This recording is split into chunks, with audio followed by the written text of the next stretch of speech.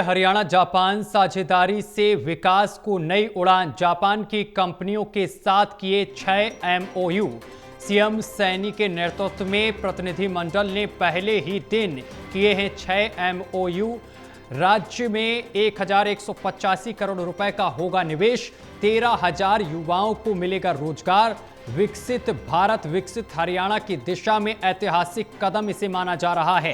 तो ये बड़ी जानकारी हम आप तक पहुंचा रहे हैं। हरियाणा के मुख्यमंत्री नायब सिंह सैनी जापान के दौरे पर हैं और पहले ही दिन उन्होंने 6 एमओयू पर साइन हुए हैं। तो बड़ी जानकारी हम आप तक पहुंचा रहे हैं। हरियाणा जापान साझेदारी से विकास को नई उड़ान। जापान की कंपनियों के साथ किए 6 एमओयू। सीएम सैनी के नेतृत्व में प्रतिनिधिमंडल ने पहले ही दिन किए हैं 6 एमओयू और राज्य में 1185 करोड़ रुपए का होगा निवेश, जिससे 13,000 युवाओं को मिलेगा रोजगार। इस खबर पर अधिक जानकारी के साथ असिस्टेंट एडिटर ललित नारायण कांडपाल हमारे साथ जुड़ गए हैं। ललित जी, जापान की कंपनियों के साथ 6 एमओयू साइन हुए हैं, किस तरीके से देखते हैं? हरियाणा में किस तरीके का परिवर्तन देखने को मिलेगा आगामी दिनों में? देखिए, हरियाणा में आने वाले दिनों में एक बड़ा निवेश होता हुआ दिखाई दे रहा है। जो खबरें जापान से निकल कर आई हैं मुख्यमंत्री नायब सिंह सैनी के दौरे से, कि आज जो है इसकी जानकारी जो निकल कर सामने आई है, 6 एमओयू पर जो है मुख्यमंत्री नायब सिंह सैनी ने पहले दिन जापानी कंपनियों के साथ एमओयू किया है। तकरीबन इन 6 एमओयू के जरिए 1185 करोड़ रुपए का जो है पूरे राज्य में निवेश होगा। और इस पूरे निवेश के कारण जो है एक और जहां राज्य में अलग अलग जगहों पर फैक्ट्रियां और कंपनियां में हजारों लोग काम करेंगे, वही 13,000 लोगों को जो है रोजगार मिलने की इनसे उम्मीद है।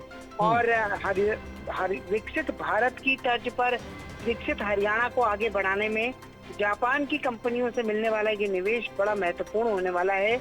अब देखना ये होगा कि मुख्यमंत्री कल भी वो वहीं पर हैं और इसके बाद परसों भी वहीं पर हैं। तो इस 3 दिन के दौरे में मुख्यमंत्री और कितना निवेश जुटाने में कामयाब होते हैं।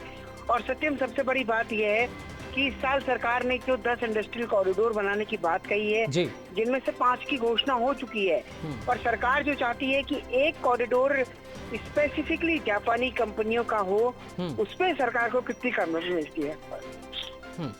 ललित जी, अभी दौरे के पहले दिन जिस तरीके से 6 एमओयू साइन किए हैं और जिस तरीके से आप बता भी रहे हैं कि 13,000 युवाओं को इससे नौकरी मिलेगी हरियाणा में, तो अभी और भी दिन मुख्यमंत्री जापान में रहने वाले हैं। ऐसे में क्या लगता है कि जब वो जापान से हरियाणा वापस लौटेंगे तो हरियाणा के युवाओं को के लिए कई उपहार के तौर पर नौकरियां लेकर आएंगे, नौकरियों के अवसर लेकर आएंगे?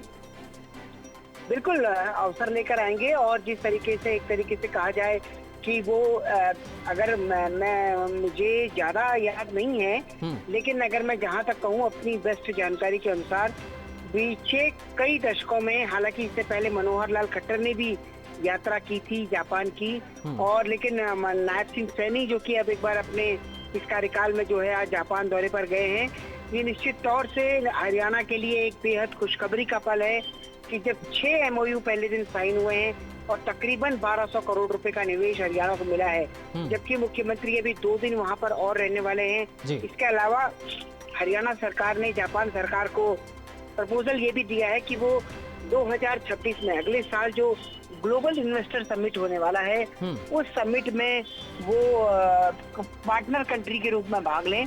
तो अब उसमें कितनी सफलता मिलती है वो एक देखने वाली बात होगी। और अगर जापानी कंपनियों का एक अलग इंडस्ट्रियल कॉरिडोर बनता है, तो ये भी हरियाणा सहित अन्य राज्यों के लिए, हरियाणा में अगर बनता है तो अन्य राज्यों के लिए प्रेरणा का विषय बिल्कुल बनेगा। बिल्कुल, बहुत शुक्रिया आपका ललित जी हमारे साथ जुड़ने के लिए और तमाम जानकारी साझा करने के लिए।